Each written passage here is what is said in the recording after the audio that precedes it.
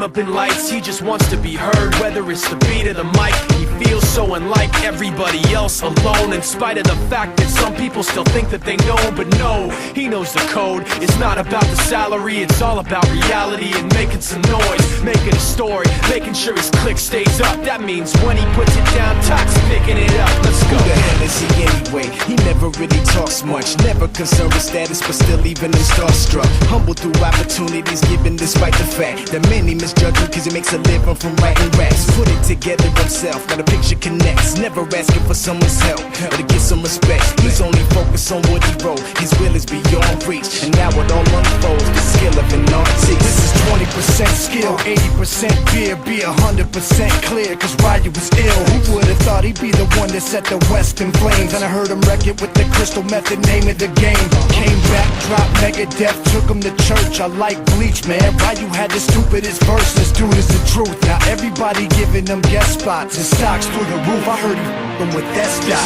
This is 10% luck, 20% skill, 15% concentrated power of will, 5% pleasure, 50% pain, and 100% reason to remember the name. They call him Ryu, he's sick and he's spitting fire and Mike got him out the dryer, he's hot. Found him in Fort Minor with top, but a f***ing nihilist porcupine. He's a the type women wanna be within rappers. Hope he gets 8 years in the making, patiently waiting to blow. Now the record with your notice taking over the globe. He's got a partner in crime, his is equally dope. You won't believe the kind of that comes out of this kid's throat.